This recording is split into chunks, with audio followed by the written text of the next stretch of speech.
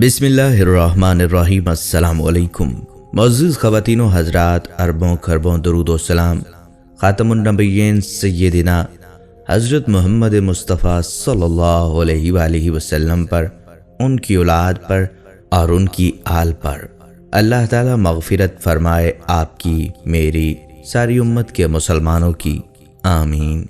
मुअज़्ज़िज़ ख़वातीन व हज़रात, हज़रत आसिया बिन्ते मज़ाहम मिस्र के बादशाह फ़िरौन की बीवी थी। आप बहुत पारसा और हमदर्द खातून थीं। फ़िरौन मिस्र का बादशाह और खुदाई का दावा करने वाला एक मुनकर और सरकश इंसान था। उसका असल नाम वलीद था। उसका नाम तारीख़ के उन मलऊन और बदबख्त लोगों में सर फहरिस्त है जिन्होंने अल्लाह ताला की वहदानियत का इनकार करते हुए अपने खुदा होने का दावा किया। अपनी अताअत से इनकार करने वालों और अल्लाह ताला पर ईमान लाने वालों पर मज़ालिम के पहाड़ तोड़े, उनका कत्लेआम किया और अल्लाह की नाराज़ी और अजाब को दावत देते हुए रहती दुनिया के लिए निशान इबरत बन गया। नाज़रीन, आज हम आपको फ़िरौन की बीवी हज़रत आसिया के बारे में तफसील से बताएंगे। आपकी ज़िंदगी का तफसील से तज़किरा करेंगे और आपको बताएंगे कि आपके ईमान लाने का वाक़या कैसे पेश आया और आपको इस जाबिर शख्स ने किस बेदर्दी से शहीद किया। अहादीस मुबारका की रोशनी में आपकी शान व फजीलत बयान की जाएगी। वीडियो को आखिर तक लाजमी देखिएगा। नाज़रीन, सबसे पहले बात करते हैं आपके नसब की। मशहूर कौल के मुताबिक हज़रत आसिया बादशाह मिस्र रयान बिन वलीद की औलाद में से थीं। आपका नसब कुछ यूँ है: आसिया बिन्ते मुज़ाहिम बिन उबैद बिन रयान बिन वलीद। ये रयान बिन वलीद वही हैं जो हज़रत यूसुफ अलैहिस्सलाम के ज़माने में बादशाह मिस्र थे और आप अलैहिस्सलाम पर ईमान लाए थे। आप मिस्र के इंतहाई जालिम और जाबिर बादशाह फ़िरौन की बीवी थी। बादशाह वक्त की बीवी होने के सबब आपके पास माल और दौलत की कसरत थी, लेकिन इसके बावजूद आप गरूर और तकब्बुर का शिकार न थीं, बल्कि आपका दिल गरीबों की मोहब्बत से सरशार और उन पर शफ़क़त व मेहरबानी के जज्बे से मामूर था। आप दिल खोल कर उन पर सदका व खैरात किया करती और इसी वजह से आप रहमतुल्लाह अलैह को उम्मुल मसाकीन यानी मस्कीनों की माँ या पनाहगाह कहा गया है। मालो दौलत की आपके पास कोई कमी न थी। हर वक्त खुद्दाम खिदमत के लिए हाजिर और हुक्म बजा लाने के लिए तैयार रहते। आप पर रब्ब ताला का ये भी ख़ास करम था कि मालो दौलत की कसरत और आराम व सुकून की फरावानी ने आपको मगरूर न बनाया था, बल्कि आपका दिल गरीबों की मोहब्बत से सरशार और उन पर शफ़क़त व मेहरबानी के जज्बे से मामूर था। चुनाचा ये उनसे नरमी और मेहरबानी का बर्ताव और दिल खोल कर उन पर सदका व खैरात किया करती थी। नाज़रीन, फ़िरौन चूँकि लोगों के साथ बहुत ज़ालिमाना सलूक किया करता था, इसलिए आप उससे सख्त बेजार थीं। हुकूमत व सल्तनत की वुस्अत, माल व दौलत की कसरत, ऐशो इशरत की फरावानी और ताकत के नशे ने उसे हद से ज़्यादा मगरूर और बेलगाम कर दिया था। बनी इसराइल के हज़ारों नादार बेबस लोगों को उसने अपना ग़ुलाम बना रखा था और उनके साथ जानवरों से भी बदतर सलूक किया करता। चूँकि उसने खुदाई का दावा कर रखा था, इसलिए हर किसी को अपना ममलूक यानी ज़र खरीद ग़ुलाम तसव्वुर करता और उनके साथ हर बुरा सलूक दुरुस्त जानता था। फ़िरौन से आपका निकाह भी बारज़ा और रग़बत से नहीं हुआ था, बल्कि आप और आपके वालिद दोनों उसे नापसंद करते थे। फ़िरौन ने अपनी बादशाहत के ज़ोर पर जबरन आपसे निकाह किया था, लेकिन अल्लाह पाक ने आपको इससे महफूज रखा और वो आपके करीब आने पर कादिर ना हुआ, इसलिए आपकी कोई औलाद न थी। और जो बाज़ रिवायात में फ़िरौन की एक बेटी का जिक्र मिलता है, उस बेटी के बारे में बताया जाता है कि ये लड़की ले पालक थी, यानी किसी दूसरे से लेकर पाली गई थी। नाज़रीन इकराम, हज़रत सय्यदना आसिया रहमतुल्लाह अलैह को ये एज़ाज़ भी हासिल है कि आपने हज़रत सय्यदना मूसा अलैहिस्सलाम का नाम रखा। यहाँ पर हज़रत मूसा अलैहिस्सलाम का वाक़या ज़रा तफसील से बयान कर देते हैं। फ़िरौन ने ख्वाब देखा जिसकी ताबीर नजूमियों के मुताबिक ये थी कि बनी इसराइल में एक बच्चा पैदा होगा जो इस सल्तनत को नीस्तो नाबूद कर देगा। इसी बिना पर फ़िरौन ने हुक्म दे दिया कि बनी इसराइल में जो भी बच्चा पैदा हो उसे कत्ल कर दिया जाए। नाज़रीन, हुकूमत फ़िरौन ने बनी इसराइल के यहाँ जो नौमौलूद बेटे होते थे उन्हें कत्ल करने का एक वसी प्रोग्राम बनाया था। یہاں تک کہ فرعون کی مقرر کردہ دائیاں بھی بنی اسرائیل کی باردار عورتوں کی نگرانی کیا کرتی تھیں۔ ان دائیوں میں سے ایک دائی حضرت موسیٰ علیہ السلام کی والدہ کی دوست بن گئیں۔ شکم مادر میں موسیٰ علیہ السلام کا حمل مخفی رہا اور اس کے آثار ظاہر نہ ہوئے۔ جس وقت موسیٰ علیہ السلام کی والدہ کو یہ احساس ہوا کہ بچے کی ولادت کا وقت قریب ہے تو آپ نے کسی کے ذریعے اپنی دوست دائی کو بلانے کے لیے بھیجا۔ جب وہ آ گئی تو اس سے کہا، میرے پیٹ میں ایک فرزند ہے، مجھے آج تمہاری دوستی اور محبت کی ضرورت ہے۔ جس وقت حضرت موسیٰ علیہ السلام پیدا ہو گئے تو آپ کی آنکھوں میں ایک خاص نور چمک رہا تھا، چنانچہ اسے دیکھ کر وہ دائیہ کانپنے لگی اور اس کے دل کی گہرائی میں محبت کی ایک بجلی سما گئی جس نے اس کے دل کی تمام فضا کو روشن کر دیا۔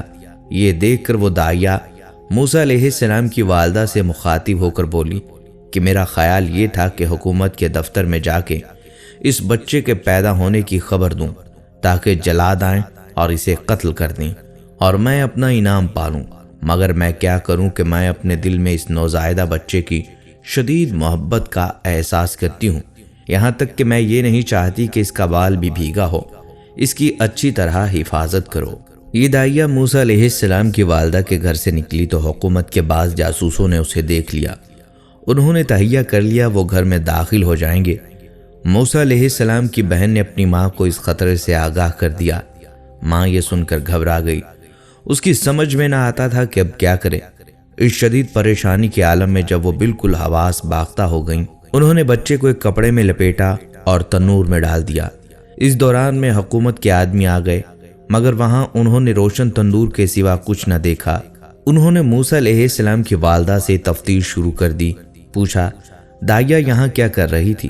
موسیٰ علیہ السلام کی ماں نے کہا، وہ میری سہیلی ہے، مجھ سے ملنے آئی تھی۔ حکومت کے کارندے مایوس ہو کر واپس چلے گئے۔ اب موسیٰ علیہ السلام کی والدہ کو ہوش آیا۔ آپ نے اپنی بیٹی سے پوچھا کہ بچہ کہاں ہے؟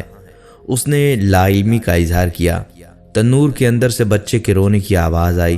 اب ماں تنور کی طرف دوڑی۔ کیا دیکھتی ہیں کہ خدا نے اس کے لیے آتش تندور کو ٹھنڈا اور سلامتی کی جگہ بنایا ہے۔ وہی خدا جس نے ابراہیم علیہ السلام کے لیے آتش نمرود کو ٹھنڈا بنا دیا تھا، اس نے اپنا ہاتھ بڑھایا اور بچے کو صحیح سالم باہر نکال لیا۔ لیکن پھر بھی ماں محفوظ نہ تھی، کیونکہ حکومت کے کارندے دائیں بائیں پھرتے رہتے اور جستجو میں لگے رہتے تھے۔ کسی بڑے خطرے کے لیے یہی کافی تھا کہ وہ ایک نوزائیدہ بچے کے رونے کی آواز سن لیتے۔ اس حالت میں اللہ تعالیٰ کی طرف سے ایک الہام نے ماں کے قلب کو روشن کر دیا۔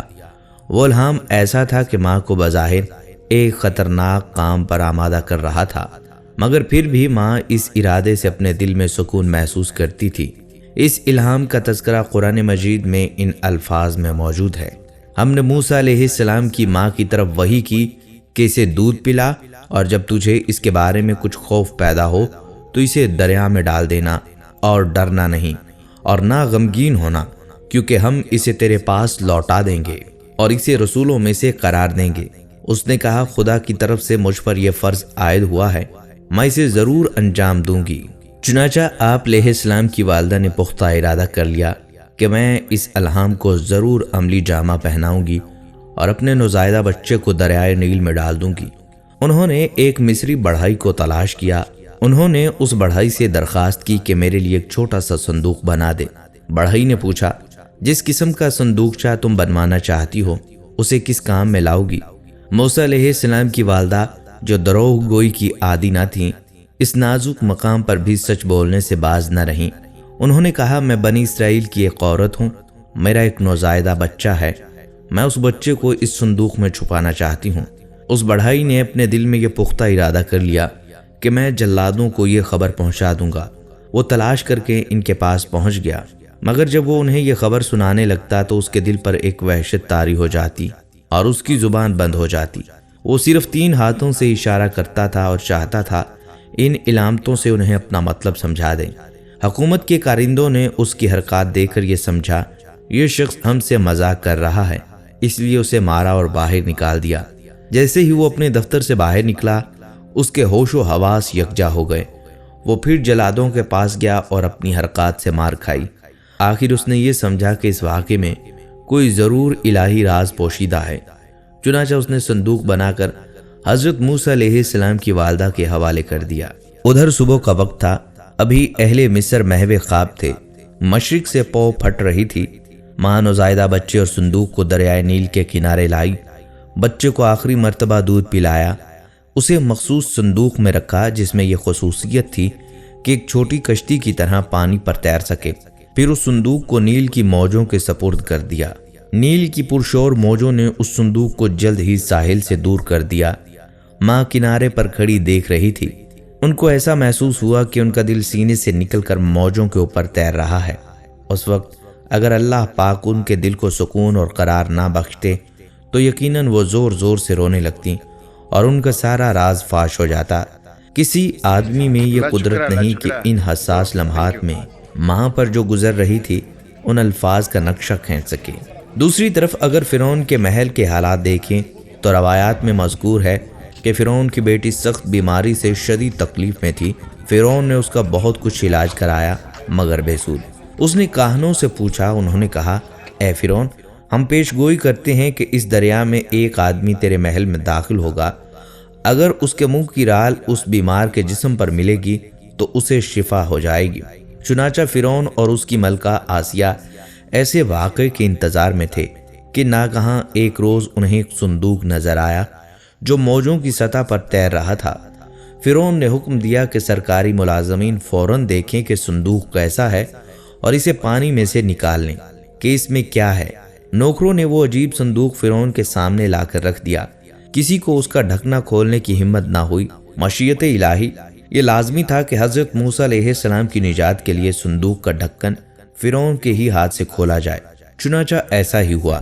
جس وقت فرعون کی ملکہ نے اس بچے کو دیکھا تو اسے یوں محسوس ہوا کہ ایک بجلی چمکی ہے جس نے اس کے دل کو منور کر دیا ہے۔ ان دونوں بالخصوص فرعون کی ملکہ حضرت آسیہ رحمۃ اللہ علیہ کے دل میں اس بچے کی محبت نے گھر بنا لیا، اور جب اس کے بچے کا آب دہن اس کے لیے موجب شفا ہو گیا تو یہ محبت اور زیادہ ہو گئی۔ قرآن میں یہ واقعہ اس طرح مذکور ہے کہ فرعون کے اہل خانہ نے موسیٰ علیہ السلام کو نیل کی موجوں کے اوپر سے پکڑ لیا تاکہ وہ اس کا دشمن اور ان کے لیے باعث اندوہ ہو جائے۔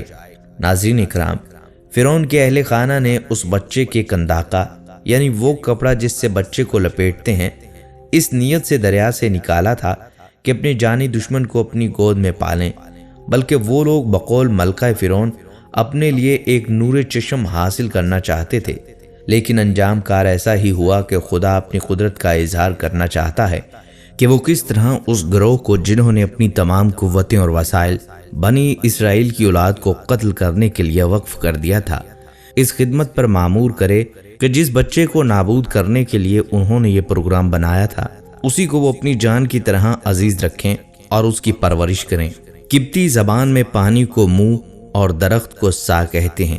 یہ صندوق پانی اور درختوں کے درمیان پایا گیا تھا، اسی وجہ سے حضرت بی بی آسیہ نے آپ کا نام موسیٰ رکھا۔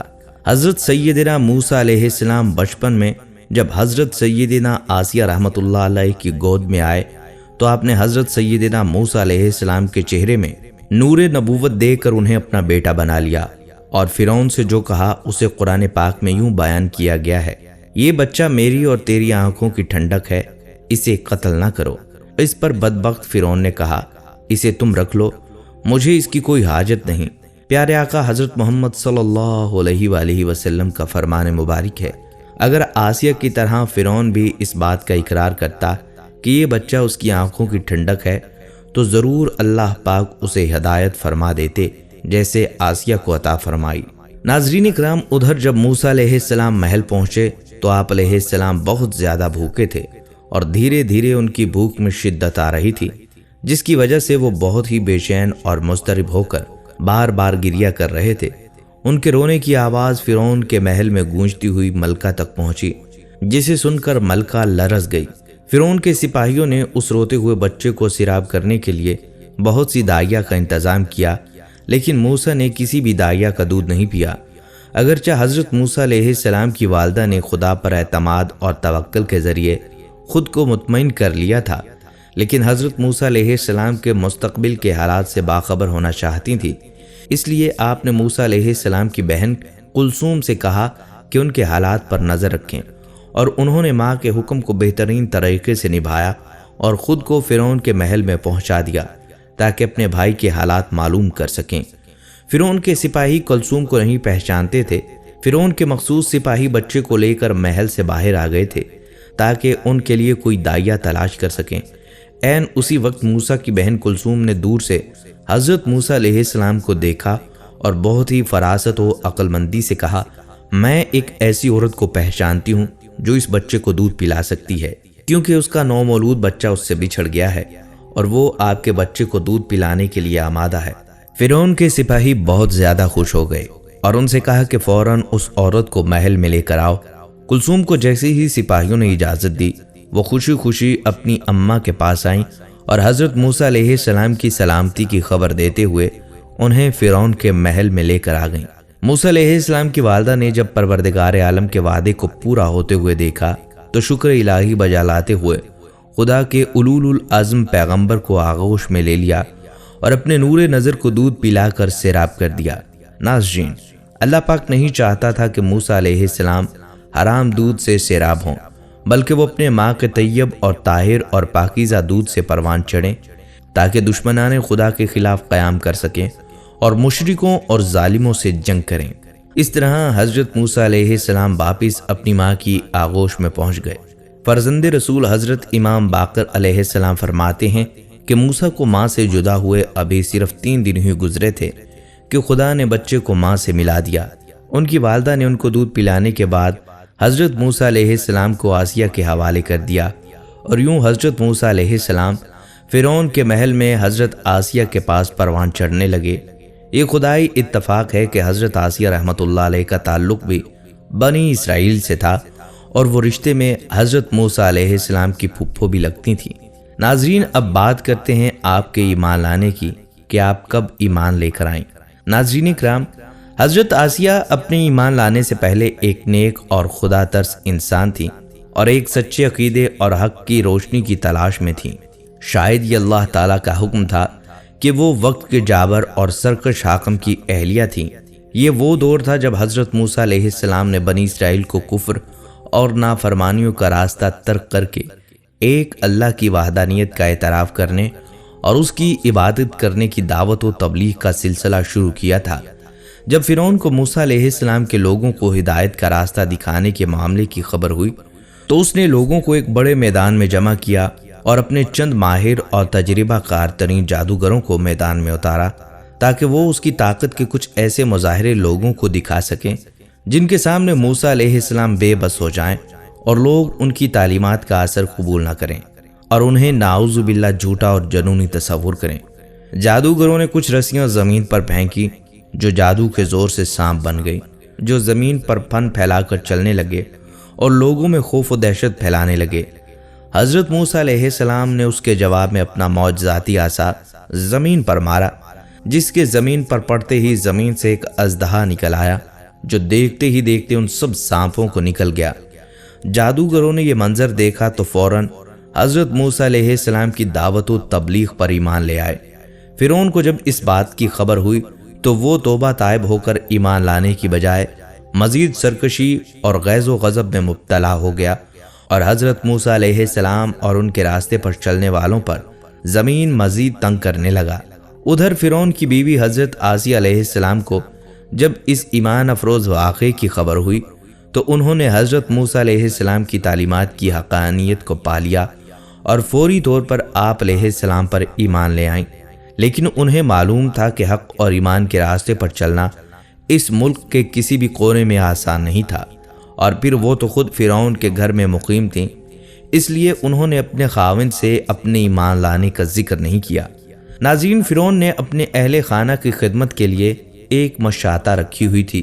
بالوں کو بنانے، سنوارنے اور کنگھی پھیرنے والی عورت کو مشاطہ کہا جاتا تھا۔ آج کل کی اصطلاح میں اسے بیوٹی میکر بھی کہا جا سکتا ہے۔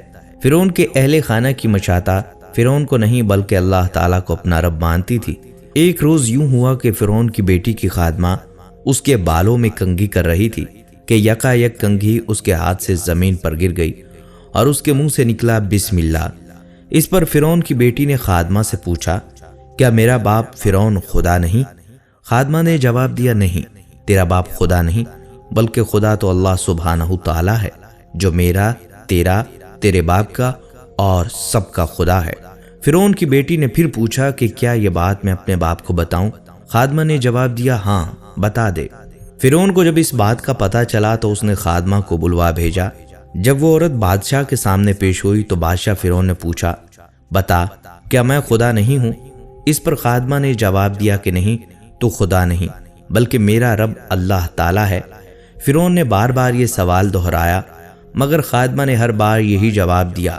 فرعون ایک بار پھر آگ بگولا ہو گیا اور اس نے اپنے خادموں کو حکم دیا کہ ایک تانبے کا بڑا برتن لے کر آؤ اور اس میں تیل ڈال کر اسے خوب گرم کرو حتیٰ کہ وہ تیل کھولنا شروع ہو جائے، اور اس عورت کے بیٹوں کو اس کے سامنے ایک ایک کر کے اس تیل میں ڈال دو تاکہ وہ جل کر بھسم ہو جائیں۔ حکم کی تعمیل ہوئی۔ جلد ہی بڑے برتن میں ڈالا گیا تیل آگ کی تپش کے باعث کھول رہا تھا۔ خادمہ کے بیٹوں کو ایک ایک کر کے کھولتے ہوئے تیل میں ڈالا جانے لگا۔ اس کے بیٹے اس کھولتے ہوئے تیل میں گرتے ہی جل کر راکھ ہو جاتے تھے۔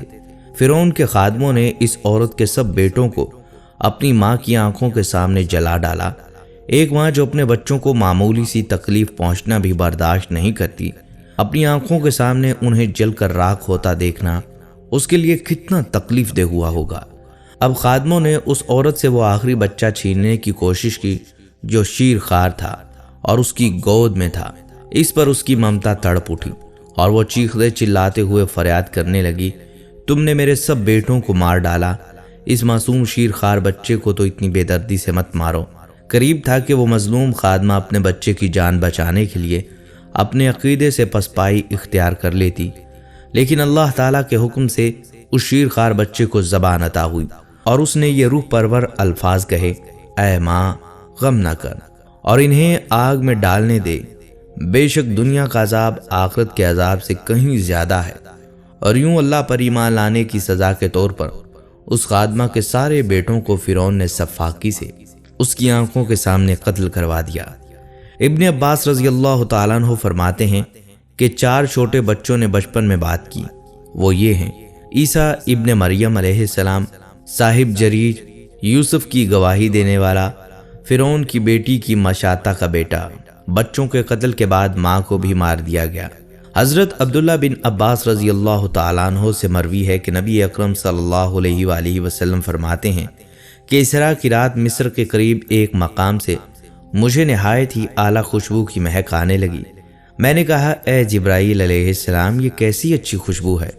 تو انہوں نے جواب دیا کہ یہ فرعون کی بیٹی کی کنگھی کرنے والی خادمہ اور اس کی اولاد کی ہے، یہ خوشبو کی مہک اس کے جنتی محل سے آ رہی ہیں۔ یہ ہے اللہ پاک کی ذات سے محبت کرنے والوں کی شان۔ مشاطہ اور اس کے بچوں کو مارنے کے بعد فرعون جب گھر آیا تو اس نے اپنی بیوی حضرت آسیہ کو اس واقعے کے بارے میں بتایا کہ کیسے اس نے کسی اور خدا کا دعویٰ کرنے والی خادمہ کے بیٹوں کو اس کی آنکھوں کے سامنے زندہ جلایا۔ حضرت آسیہ علیہ السلام جو ابھی تک ایمان لانے کی بات اپنے خاوند سے چھپائے ہوئے تھی، یہ بات سن کر کانپ اٹھی اور بلند آواز میں کہا، تجھے بربادی آ جائے، وہ کون سی چیز ہے جس نے تجھے اللہ کے سامنے سرکشی اور گمراہی کے لیے اکسا رکھا ہے؟ یہ الفاظ سن کر فرعون حیران رہ گیا اور اس نے پوچھا کہ کیا تجھے بھی اس آدمی کی باتیں سننے کے بعد کسی جنون نے آ گھیرا ہے؟ اس پر حضرت آسیہ علیہ السلام نے جواب دیا، یہ جنون نہیں ہے، وہ آدمی اللہ کا نبی ہے اور اس کی باتیں برحق ہیں، اس ساری کائنات کا مالک اللہ تعالیٰ ہے۔ اپنی بیوی کے ایمان لانے کا انکشاف ہونے کے بعد فرعون پہلے تو انہیں لفظی جملوں اور طعن و تشنیع کی اذیت دیتا رہا اور اپنے عقیدے سے باز آ جانے کے لیے دباؤ ڈالتا رہا، اور پھر اس نے حضرت آسیہ علیہ السلام کی والدہ سے کہا کہ وہ اپنی بیٹی کو منع کریں۔ حضرت آسیہ علیہ السلام کی والدہ نے بھی علیحدگی میں اپنی بیٹی سے بات کی اور انہیں فرعون کی بات مان لینے کو کہا، لیکن آپ نے حق کا راستہ چھوڑنے سے صاف انکار کر دیا۔ کچھ ہی عرصے کے بعد فرعون نے اپنی بیوی یعنی حضرت آسیہ علیہ السلام سے کہا کہ تیری بیٹی کو بھی تیری طرح میرے علاوہ کسی اور خدا کا جنون سوار ہو چکا ہے، بہتر ہے کہ تو باز آ جا ورنہ مجھے کچھ تدبیر کرنا ہوگی۔ لیکن اللہ کی یہ نیک بندی اپنے فیصلے میں اٹل رہی اور اپنے عقیدے پر سختی سے کاربند رہی۔ فرعون نے حضرت آسیہ علیہ السلام کو سمجھانے میں ناکامی پر انہیں جسمانی اذیت دینا شروع کر دی۔ یہاں تک کہ ایک مرتبہ حضرت آسیہ علیہ السلام کے ہاتھوں میں کیل گاڑ کر انہیں آسمان کے نیچے اس طرح لٹا دیا گیا کہ تپتے ہوئے سورج کی شعاعیں براہ راست ان کے چہرے پر پڑتی تھیں، لیکن ان کا عقیدہ اور ایمان غیر متزلزل رہا۔ حضرت آسیہ نے اللہ تعالیٰ سے دعا کی، اے اللہ مجھے فرعون کے ظلم سے نجات دلا اور مجھے اپنے قریب کوئی گھر عطا کر اور مجھے بخش دے۔ اپنے ہر حربے میں ناکامی دیکھنے کے بعد فرعون نے اپنے پیروکاروں کو حکم دیا کہ وہ ایک بڑی چٹان کا بندوبست کریں اور آسیہ سے آخری بار پوچھیں کیا وہ اپنا عقیدہ چھوڑنے کو تیار ہے۔ اگر وہ ہاں کہہ دے تو اسے عزت کے ساتھ واپس گھر چھوڑ دیں کہ وہ میری بیوی ہے، اگر نہیں تو اس چٹان کے نیچے کچل دیا جائے۔ ایسا ہی کیا گیا۔ حضرت آسیہ علیہ السلام کو ایک بڑی چٹان کے قریب لا کر ان کے خدا کے بارے میں پوچھا گیا۔ حضرت آسیہ علیہ السلام نے نگاہیں اٹھا کر آسمان کی جانب دیکھا۔ انہیں دور آسمان پر ایک موتی جگمگاتا ہوا دکھائی دیا اور انہیں اطمینان مل گیا۔ انہوں نے ایک مرتبہ پھر اللہ تعالیٰ کی کبریائی بیان کی اور اللہ کے حکم سے ان کی روح قبض کر لی گئی اور خادموں نے ایک بے جان جسم پر ایک بھاری بھرکم چٹان گرا دی۔ آپ کا مزار مبارک مصر میں واقع ہے۔ حافظ ابن حجر کا کہنا ہے، فرعون کی بیوی آسیہ کے فضائل میں سے ہے کہ انہوں نے دنیا کی نعمتوں کے بدلے میں جس میں وہ تھیں دنیا کے عذاب و تکلیف اور بادشاہی کے بدلے میں قتل ہونا اختیار کر لیا، اور ان کی موسیٰ علیہ السلام کے متعلق فراست سچی تھی جب انہوں نے موسیٰ علیہ السلام کے بارے میں ان کو دریا سے نکالتے ہوئے یہ کہا، یہ میری آنکھوں کی ٹھنڈک ہے۔ ناظرین کرام، حضرت آسیہ علیہ السلام کی فضیلت کا اندازہ اس بات سے بھی لگایا جا سکتا ہے کہ آپ کی شان میں کئی احادیث مبارکہ موجود ہیں۔ ابن عباس بیان کرتے ہیں کہ نبی صلی اللہ علیہ وآلہ وسلم نے زمین پر 4 لکیریں لگائیں اور فرمانے لگے، کیا تم جانتے ہو یہ کیا ہے؟ صحابہ کرام نے عرض کیا، اللہ اور اس کے رسول صلی اللہ علیہ وآلہ وسلم کو زیادہ علم ہے۔ نبی صلی اللہ علیہ وآلہ وسلم نے فرمایا، جنتی عورتوں میں سب سے افضل خدیجہ بنت خویلد اور فاطمہ بنت محمد صلی اللہ علیہ وسلم اور فرعون کی بیوی آسیہ بنت مزاحم اور مریم بنت عمران رضی اللہ تعالی عنہا ہیں۔ ابو موسیٰ اشعری بیان کرتے ہیں کہ نبی صلی اللہ علیہ وآلہ وسلم نے فرمایا، مردوں میں سے تو بہت سے درجہ کمال تک پہنچے ہیں، لیکن عورتوں میں سوائے فرعون کی بیوی آسیہ اور مریم بنت عمران کے کوئی اور عورت درجہ کمال تک نہیں پہنچی، اور عائشہ رضی اللہ تعالیٰ عنہ کی باقی سب عورتوں پر فضیلت ہے، اسی طرح جس طرح سرید باقی سب کھانوں پر افضل ہے۔ حضرت انس بیان کرتے ہیں، نبی صلی اللہ علیہ وآلہ وسلم نے ارشاد فرمایا، آپ کو کمال کے اعتبار سے دنیا کی سب عورتوں سے مریم بنت عمران اور خدیجہ بنت خویلد اور فاطمہ بنت محمد صلی اللہ علیہ وسلم اور فرعون کی بیوی آسیہ رحمت اللہ علیہ کافی ہیں۔ امام ترمذی نے اس حدیث کو صحیح قرار دیا ہے۔ ایک اور حدیث شریف ہے، فرمان مصطفیٰ صلی اللہ علیہ وآلہ وسلم ہے، جنتی عورتوں کی 4 سردار عورتیں ہیں، مریم، فاطمہ، خدیجہ اور آسیہ۔ ابن عساکر میں ہے کہ جبرائیل علیہ السلام آپ صلی اللہ علیہ وآلہ وسلم کے پاس آئے۔ اس وقت سیدہ خدیجہ رضی اللہ تعالیٰ عنہ آپ صلی اللہ علیہ وآلہ وسلم کے پاس آئیں تو جبرائیل علیہ السلام نے فرمایا، اللہ تعالیٰ خدیجہ رضی اللہ تعالیٰ عنہ کو سلام کہتا ہے اور فرماتا ہے کہ انہیں خوشی ہو جنت کے ایک چاندی کے گھر میں جہاں نہ گرمی ہے، نہ تکلیف، نہ شور و غل ہے، جو چھیدے ہوئے موتی کا بنا ہوا ہے، جس کے دائیں بائیں مریم بنت عمران رحمت اللہ علیہ اور آسیہ بنت مزاحم رحمت اللہ علیہ کے مکانات ہیں۔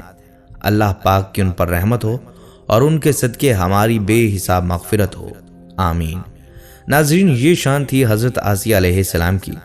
ناظرین، کفر و طغیان کی طاغوتی قوتوں کے سامنے کلمہ حق کہنا اور ان کا پرچم لہرانا معمولی بات نہیں، بڑے دل گردے اور ہمت اور حوصلے کا کام ہے۔ تاریخ اس امر کی شاہد ہے کہ جب بھی کسی مرد حق نے انسانیت کی ہدایت اور فلاح و بہبود کے لیے اس امر کا بیڑا اٹھایا تو باطل کی وہ پرشور قوتیں جو تخت و تاج کی مالک تھیں، زمام اقتدار جن کے ہاتھوں میں تھی اور مال و دولت جن کے گھر میں باندھی سمجھی جاتی تھی، طاقت و قوت کے نشے میں مخمور ہو کر اس کی مخالف پر کمر بستہ ہو گئیں اور اس طرح اذیتوں اور مصیبتوں میں مبتلا کر کے اسے راہ حق میں گمراہ کرنے کی پرزور کوششیں کرنے لگیں۔ کبھی بھڑکتی ہوئی آگ میں ڈالا تو کبھی کھولتے ہوئے تیل میں ڈال کر بھون ڈالا اور کبھی جسم کو آرے سے چیر کر 2 ٹکڑے کر ڈالا۔ اس کے علاوہ ایسے ستم ڈھائے کہ پہاڑ بھی ہوتے تو وحشت زدہ ہو جاتے، مگر بقول صدر الافضل حضرت علامہ مفتی سید محمد ندیم کے طالب رضائے حق مولا عزوجل کی مرضی پر فدا ہوتا ہے۔ اس میں اس کے دل کا چین اور اس کی حقیقی تسلی ہے۔ کبھی وحشت پریشانی اس کے پاس نہیں پھٹکتی، کبھی اس مصیبت عظمیٰ سے خلاصی اور رہائی کے لیے وہ دعا نہیں کرتا۔ انتظار کی ساعتیں شوق کے ساتھ گزارتا ہے اور وقت موعود کا بے چینی کے ساتھ منتظر رہتا ہے۔ یہی سبب ہے کہ جب اس نیک دل خاتون کو راہ حق سے ہٹانے کے لیے طرح طرح کی مصیبتیں اور قسم قسم کی اذیتوں میں مبتلا کیا گیا، حتیٰ کہ ہاتھ پاؤں میں میخیں لگا کر تپتی ریت پر لٹا دیا گیا، تب بھی ان کے پائے ثبات میں لرزش نہ آئی۔ اس میں خصوصاً ان 9 مسلموں کے لیے صبر و استقامت کا سبق موجود ہے جنہیں اسلام قبول کرنے کی وجہ سے خاندان والوں، رشتہ داروں، دوست احباب اور دیگر افراد کی طرف سے پریشانیوں کا سامنا ہے۔ انہیں چاہیے کہ راہ خدا میں جب بھی کسی پریشانی سے دوچار ہوں تو سلف الصالحین کو پیش آنے والے مصائب کا تصور کریں اور دیکھیں کہ انہوں نے کس طرح ثابت قدمی اور خوش دلی سے تمام مصائب کا مردانہ وار سامنا کیا، اور زبان تو کجا دل میں بھی شکوہ و شکایت کو پناہ نہ دی۔ خصوصاً سید الانبیاء محبوب کبریا صلی اللہ علیہ وآلہ وسلم اور آپ صلی اللہ علیہ وآلہ وسلم کے اصحاب کرام رضی اللہ تعالیٰ عنہم کی سیرت کا مطالعہ کریں کہ جب پیارے آقا صلی اللہ علیہ وآلہ وسلم نے مکے کی وادیوں میں نبوت اور رسالت کا اعلان فرمایا تو لوگوں کو خدائے واحد کی عبادت کی طرف بلانا شروع کیا، تو شرک و کفر کی فضاؤں میں پروان چڑھنے والوں کو یہ بات سخت ناگوار گزری اور آپ صلی اللہ علیہ وآلہ وسلم کی جان کے دشمن ہو گئے۔ آپ صلی اللہ علیہ وآلہ وسلم کی راہ میں کانٹے بچھائے، جس میں نازنین پر پتھر برسائے، تکالیف و مصائب کے پہاڑ توڑ ڈالے اور تان و تشنی کا بازار خوب گرم کیا۔ اسی پر بس نہیں کی بلکہ جو کوئی بھی آپ صلی اللہ علیہ وآلہ وسلم پر ایمان لانے کی سعادت سے بہرہ ہوتا، ظالم اس کے در پہ آزار ہو جاتے اور طرح طرح کی اذیتوں میں مبتلا کر کے، مصیبتوں میں گرفتار کر کے اسلام سے برگزیدہ کرنے کی کوششوں میں لگ جاتے۔ کسی کو صحرائے عرب کی تیز دھوپ میں جبکہ وہاں کی ریت کے ذرات تنور کی طرح گرم ہو جاتے، پشت کو کوڑوں کی مار سے زخمی کر کے اس جلتی ہوئی ریت پر پیٹھ کے بل لٹاتے اور سینے پر اتنا بھاری پتھر رکھ دیتے کہ کروٹ نہ بدلنے پائے۔ کسی کے جسم کو لوہے کی گرم سلاخوں سے داغتے، کسی کو پانی میں اس قدر ڈبکیاں دیتے کہ ان کا دم گھٹنے لگتا، اور کسی کو چٹائی میں لپیٹ کر ناک میں دھواں دیتے جس سے سانس لینا مشکل ہو جاتا اور وہ کرب و بے چینی سے بدحواس ہو جاتا۔